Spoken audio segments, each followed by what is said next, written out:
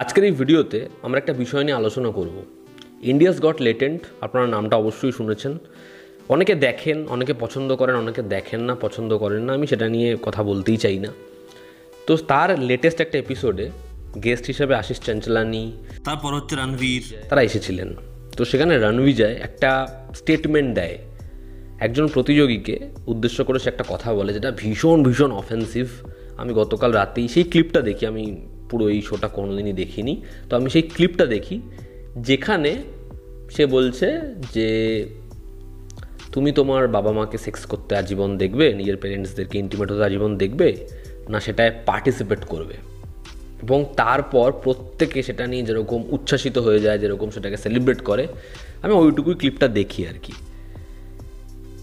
তারপর হয় সমস্যা, এবং আজকে এই বিষয়টা এমন জায়গায় পৌঁছে যায় যারা ইন্ডিয়াস গট টেলেন্ট কখনো দেখেও নি বা সেরকমভাবে ফলোও করে না, তাদের কাছেও এই রিলসটা পৌঁছে যায় এবং সেটা নিয়ে একটা বিশাল বড় ইস্যু হয়। এবার যে জায়গায় ধরুন এটা নিয়ে কেউ শেয়ার করছে, কেউ কমেন্ট করছে যে আজকে সমাজটা কোন দিকে যাচ্ছে, কী আলোচনা হচ্ছে, আমি সেখানে একটা কমেন্ট দেখি, যেটা দেখার পর আমার মনে হয় এটা নিয়ে ভিডিও করা দরকার, এটা নিয়ে আলোচনা করা দরকার। একজন কমেন্ট করেছে যে যাদের এই শোটা পছন্দ তারা শোটা দেখবে, যাদের পছন্দ না, এরকম ধরনের ডার্ক হিউমার, তারা দেখবে না, সিম্পল। আমি প্রোফাইলটা চেক করি, আনলাম যেটা বলছে জাস্ট চেক করি র্যান্ডম, দেখে একটা বাচ্চা ছেলে, মানে তার ছবি দেখে এটাই মনে হয় তার বয়স হার্ডলি কত হবে, 16 থেকে 17 বা 18 বয়স হবে। তা বোঝা যাচ্ছে যে কারা এরকম ধরনের শো, এরকম ধরনের স্টেটমেন্ট কনজিউম করছে, ডার্ক হিউমার। আমি কয়েক মাস আগের একটা ঘটনা বলছি, হ্যাঁ। দীপাংশু আচার্য, তার সাথে আমার এটা নিয়ে কথা হচ্ছিল। একজন একটা পোস্ট শেয়ার করে, আমার এক্স্যাক্টলি মনে নেই পোস্টটা কী নিয়েছিল, বাট আমি সেটা নিয়ে একটা লেখা লিখি যে এরকম ধরনের জিনিসপত্র যদি হয় সেটা খুব খারাপ। তারপরে দীপাংশু দা আমায় কল করে। তো সেখানে একটা অ্যাসিড অ্যাটাক হয়েছে একটা মেয়ের ওপরে, তাকে নিয়ে একটা মিম বানানো হয়, যা ডার্ক হিউমার ওটা, ঠিক আছে, এবং সেটা আমার ভীষণ অফেন্সিভ মনে হয়। তো সেখানে একজন আমাকে, আমি তার নাম বলবো না, সে আমাকে ওটাকে কাউন্টার করে, সেটাকে ডিফেন্ড করে, যেটা ডার্ক জোকস, এটা ডার্ক হিউমার, তুমি বোঝোনি, ডার্ক হিউমার এটা। তখন দীপাংশু আচার্য আমায় ফোন করে, বলে মানে এদের কিছু বলার নেই, ডার্ক হিউমার এই আলোচনা হতে হতে এমন জায়গায় চলে যাবে যেখানে আর কোনো লাইন্স থাকবে না, এগুলোকে শেয়ার করবি না, কখনো অফেন্সিভ মনে হলেও এটা নিয়ে লিখবি না, কারণ যারা জান না তাদের কাছেও পৌঁছে যাচ্ছে বিষয়টা। এরকম একটা আলোচনা আমার সাথে তার হয়। তো দীপাংশু আচার্য তো এতদিন ধরে স্ট্যান্ড আপ কমেডি করছে, তার লেখা আমরা যেরকমভাবে সেটা নিয়ে আলোচনা করি, তার লিরিক্স এত প্রশংসনীয়। তো সে বলছে যে এগুলো ডার্ক হিউমার নয়, এগুলো নোংরামি, ঠিক আছে। যাই হোক, তো এটা হচ্ছে আমাদের আজকের আলোচনার বিষয়। আজকের আমাদের এটাতে হাসতে হবে যে একটা ভিকটিম হোক অ্যাসিড অ্যাটাকের, বা একজন রেপ ভিকটিম হোক, ঠিক আছে, তাদেরকে নিয়ে আমরা কমেন্ট করতে পারি, তাদেরকে নিয়ে আমরা হাসি ঠাট্টা করতে পারি, ডার্ক হিউমার, ডার্ক জিনিস এটা। এই শোতে, এই ইন্ডিয়াস গট টেলেন্টে বলা হচ্ছে যে ভাজাইনাতে সেন্সেশন, সেখানে একজন কমেন্ট করছে ভাজাইনা কখনো দেখেছিস, ঠিক আছে, জন্মানোর পর থেকে, এবং সেখানে মাকে নিয়ে কমেন্ট করে দেওয়া হচ্ছে।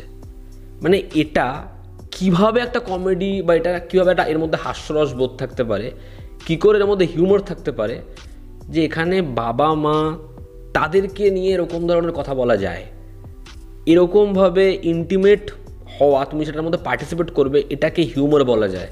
মানে ডার্ক হিউমারের কোনো লাইন্স থাকবে না, কোনো পরিসীমা থাকবে না।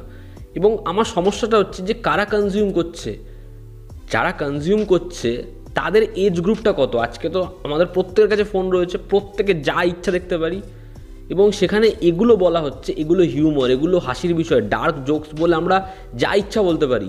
ফলে আমাদের আর কোনো শালীনতা রইল না, ঠিক আছে, আমাদের কোনো পরিসীমা, কোনো দাগ থাকবে না, কোনো কিছুতে আমাদের ভাবতে হবে না, যাকে তাকে যা ইচ্ছা বলতে পারি, যেরকম ইচ্ছা কমেন্টস করতে পারি, কারণ এগুলো ডার্ক জোকস। এরকম ধরনের শোজে কি বলা হচ্ছে যে হ্যাঁ এগুলো তুমি শেয়ার করো, এগুলো নিয়ে কথা বলো, এগুলো ডার্ক জোকস, এগুলো নিয়ে অবশ্যই আলোচনা হতে পারে। জিনিসটা হচ্ছে কোথায় পৌঁছাচ্ছে, জিনিসটা কোন জায়গায় দাঁড়িয়ে রয়েছে, আমার এটা নিয়ে বক্তব্য।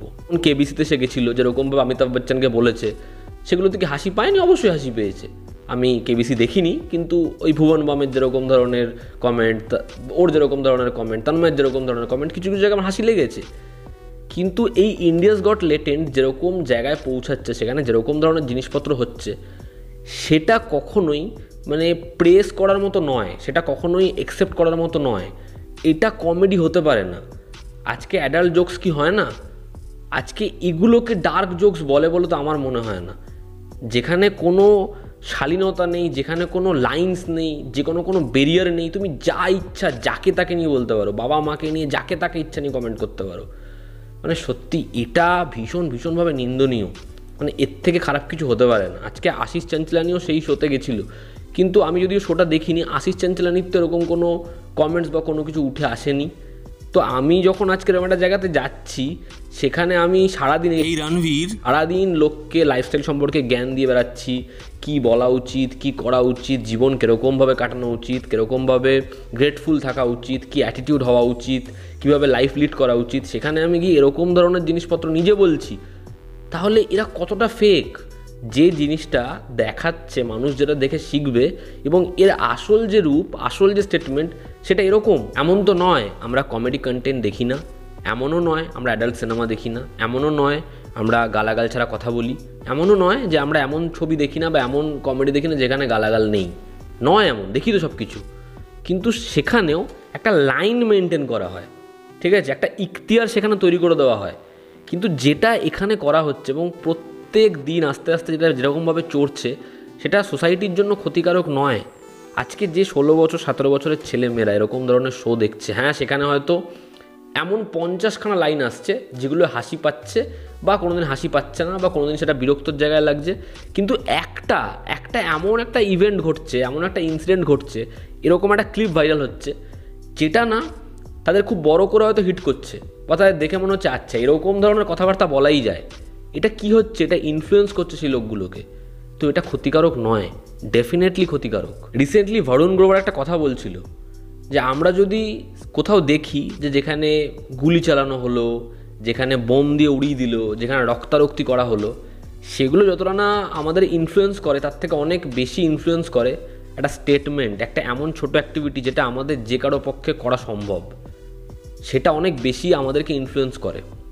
তো আমার তো সেটা মনে হয় যে এই জিনিসপত্র যেগুলো হচ্ছে, এটা ডার্ক হিউমার বা ডার্ক জোকসের নামে সত্যি কোথাও একটা গিয়ে আমাদেরকে বিষিয়ে দিচ্ছে, আমাদেরকে বলে দিচ্ছে যে না, কোনো সীমার কোনো দরকার নেই। তুমি যাকে তাকে ইচ্ছা, গুরুজন হোক, পরিবারের লোক হোক, আমার থেকে বয়সে বড় হোক, আমার রেসপেক্টের জায়গায় হোক, কোনো কিছু মানতে হবে না। তুমি যেখানে ইচ্ছা যেরকম ইচ্ছা স্টেটমেন্ট দিয়ে দিতে পারো, যা ইচ্ছা বলে দিতে পারো, সেটাকে ডার্ক হিউমারের নামে, ডার্ক জোকসের নামে। এবং আজকে যাদের মনে হয় যে খুব সিম্পল জিনিস, তোমার যদি পছন্দ না হয়, তুমি এটার অডিয়েন্স না হও, তুমি দেখো না। আজকে এমন অনেকে রয়েছে, যার মধ্যে আমি অন্যতম, যারা এই শোটা বা এপিসোডগুলো পুরো কখনো দেখেনি, কিন্তু সোশ্যাল মিডিয়াতে আজকে ইনস্টাগ্রাম রিলসে হোক, ফেসবুক রিলসে হোক, আপনি না চাইতেও না আপনার চোখের সামনে কিন্তু এর ছোট ছোট ক্লিপগুলো চলে আসবে, যার মধ্যে ধরুন আপনার দুটো রিলস দেখে হাসি পেলো, বা মনে হলো আচ্ছা এটা তো খুব ইউনিক লাগছে, কেন তো অন্য রকমের কথাবার্তা বলা হচ্ছে। আপনি যখনই সোয়াইপ করবেন তখন 3 নম্বর 4 নম্বর 5 নম্বর আপনার জন্য রেডি, এবং সেখানে এমন জিনিসপত্র রয়েছে, এমন স্টেটমেন্ট রয়েছে যেটা আপনাকে ভাবাবে যে এটা কি করে বলা সম্ভব। আজকে যে লোকগুলো কখনো ইন্ডিয়াস গট টেলেন্টের নাম শোনেনি, যারা দেখেনি পর্যন্ত, তাদের ফিডে পর্যন্ত আজকে এই ক্লিপটা পৌঁছে গেছে, ঠিক আছে। আজকে ভাবুন তো, যে বাবা মা সারাদিন নিজের ছেলেমেয়ের হাতে ফোন দিয়ে রেখে দিয়েছে, তারা সোশ্যাল মিডিয়াতে রয়েছে, বা তারা সেখানে কাজ করছে, তারা সেখানে পড়াশোনা করছে, যা করছে, তাদের ফোন ছাড়া কোনো কাজ করতে পারে না, সেখানে ছেলে মেয়েকে শান্ত করানোর জন্য শুধু ফোনটাই সবথেকে বড় অপশন। তারা যখন দেখবে যে তারা কী কন্টেন্ট দেখছে, কী দেখছে, যেখানে এন্টারটেনমেন্টের নামে এরকম ধরনের জিনিসপত্র গ্লোরিফাই করা হচ্ছে, একটা ইলিউশন আমি বানালাম, একটা ইলিউশন, আমার এক সম্পর্কে একটা লোকের ধারণা, এটা আমি তৈরি করলাম, এবং আমি সেটাকে বহন করে নিয়ে গেলাম, কিন্তু আদতে আমি ওটা নই। সেটা একদিন না একদিন কিন্তু অডিয়েন্সের সামনে, সাধারণ মানুষের সামনে আসবেই। রণবীর যেরকম মেডিটেশন থেকে শুরু করে লাইফস্টাইল, যেরকম ধরনের অ্যাপ্রোচ, এগুলো নিয়ে এত তার স্টেটমেন্ট, যারা তার ভিডিওস দেখেছেন, তার পডকাস্টে তো যেরকমভাবে সে ছড়ায় সেটা বাদই দিন আর কি, যেরকম ধরনের জিনিসপত্র সে করে, যা যা বক্তব্য সে রাখে, এবং সে আজকে একটা শোতে এসে এরকমভাবে এরকম স্টেটমেন্ট দিয়ে যাচ্ছে, তারপর সবাই সেটাকে সেলিব্রেট করছে, এবং তারা গোটা এডিট করার সময়, এটা নিয়ে পুরোপুরি ভিডিওটা কমপ্লিট করার সময়, এটা তো নিশ্চয়ই আগের দিন হয়নি, তারও আগে হয়েছে, তখন তাদের কারও মনে হয়নি এরকম একটা স্টেটমেন্ট আমি দিয়েছি, ঠিক আছে, কারও মনে হয়নি। কিন্তু যখন এটা নিয়ে সোশ্যাল মিডিয়ায় সব লোকেরা রেগে যায়, মানুষজন এটা রিয়্যাক্ট করে, তখন তাদের মনে হচ্ছে হ্যাঁ এটা নিয়ে আমার বলাটা ভুল হয়ে গেছে, আমি সেই সময়টা নিয়ে বেশি বলে ফেলেছি, তারপরে সে স্টেটমেন্ট দিচ্ছে যে আমার এটা ভুল হয়েছে। কিন্তু কোথাও একটা গিয়ে এদের হয়তো ভেতরে এরকম ধরনেরই ভাবনা রয়েছে, এরকম ধরনেরই যে কোনো স্টেটমেন্ট, যে কোনো কথা বলে দেওয়া যায়। আজকে সোশ্যাল মিডিয়াতে যখন কেউ পপুলারিটি পাচ্ছে বা এরকম একটা জায়গা পাচ্ছে, আমার মনে হয় প্রত্যেকের অ্যাটলিস্ট এইটুকু বোঝা উচিত যে আমার এরকম ধরনের স্টেটমেন্ট বা এরকম ধরনের অ্যাপ্রোচ বা এরকম ধরনের কোনো অ্যাক্টিভিটি না হোক যেটাতে আমি সমাজের লাভ না করতে পারলেও সমাজের খুব বড় করে ক্ষতি না করে দিই। আমি তো ব্যাকল্যাশ পাবোই, সঙ্গে সঙ্গে সেটা কিন্তু বহু লোককে খুব বড় করে হিট করবে। এটা অ্যাটলিস্ট বোঝা উচিত আমার মনে হয়, কারণ সে কিন্তু এমন কিছু করছে না যেটা একটা সিনেমার মাধ্যমে আসছে বা সেটা এমনভাবে আসছে খুব বড়োভাবে বড় স্কেলে কিছু আসছে, সেটা জাস্ট একটা ওয়ান অন ওয়ান কনভারসেশন। এবং সেটা এমনভাবেই কথা একটা যে আপনার মনে হবে শুধু একটা কথা, কিন্তু সেই কথাটা কিভাবে যে ক্ষতি করতে পারে, কিভাবে গোগ্রাসে মানুষ এই অনলাইনের দুনিয়া সেটা গিলছে, বহন করছে, এটা ভীষণ ভীষণ ভয়াবহ। বুঝতে পারছেন জায়গাটা কোথায় দাঁড়িয়েছে? কয়েকদিন আগের ঘটনা, যেটা মানে কয়েকদিন বলতে আগের একটা ঘটনা হয়েছিল এই শোতেই, যেখানে একটা মহিলা সে তার বন্ধুর সাথে এসেছিলো, তার ওই ড্রেসটা কাটছিল বা যা ডিজাইন করছিল, সে বলছিল যে তার ছেলে আছে, হাজব্যান্ড আছে, হাজব্যান্ড জানে না সেখানে এসেছে। ওই যে বিষয়টা হলো, মানে হয়তো এরকম এক্সট্রা ম্যারিটাল অ্যাফেয়ারে অনেকেই রয়েছে, অনেকেই হয়তো এরকম ধরনের অ্যাফেয়ার্সের সাথে যুক্ত, অনেক কিছুই হয়তো হচ্ছে, আর এখন যা পরিস্থিতি সব কিছুই সম্ভব।